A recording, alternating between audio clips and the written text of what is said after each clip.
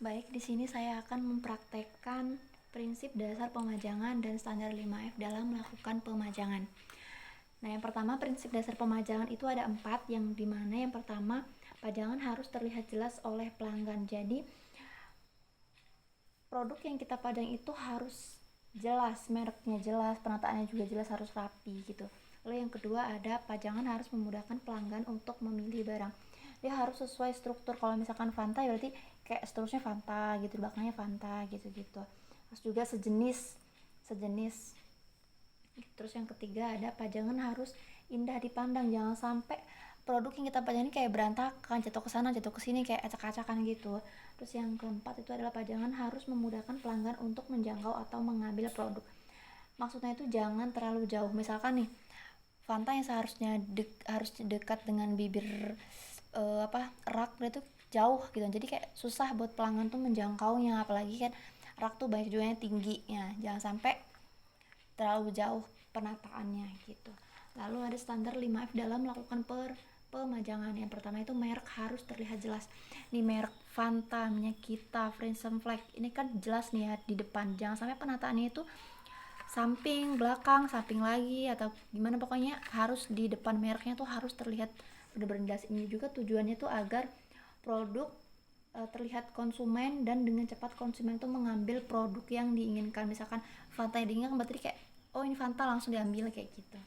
Nah, langsung yang kedua, produk harus dekat dengan bibir rak. Produk ini harus terlihat dekat dengan bibir rak. Jangan sampai minyak kita ini produknya jauh gitu, jauh, pokoknya harus dekat dengan ini gitu. Jadi biar memudahkan konsumen itu untuk mengambil, agar terlihat rapi juga gitu. Lalu yang ketiga itu full. Produk ini harus full agar lebih menarik bagi customer. Jangan sampai kayak kosong gitu. Nah, kayak bener-bener kosong. Kalau misalkan produk Fanta ini habis, harus diganti dengan merek yang sejenis, minuman yang sejenis gitu. Kalau misalkan Fanta ini habis, bisa diambil gudang. Kalau misalkan gudang habis, pokoknya diganti dengan merek yang sejenis gitu, atau minuman yang sejenis gitu kan. Lalu yang keempat itu adalah pajanglah barang menggunakan metode FIFO, atau konsumen itu menginginkan produk yang aman nih pastinya. Nah, maksudnya ini adalah memajang produk expired di depan agar lebih laku duluan. Kalau misalkan nih Fanta ini expirednya bulan 10. Nah, ada lagi yang di belakangnya itu Fanta yang bulan 12. Jadi Fanta yang bulan 10 ini harus didulukan agar laku terlebih dahulu gitu dibandingkan yang di belakang tadi gitu. Terus yang kelima itu harga harus sesuai.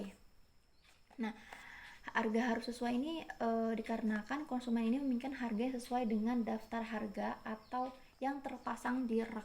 Contohnya ini susu ini kan harganya 14.000. Jadi kalau misalkan kita sebagai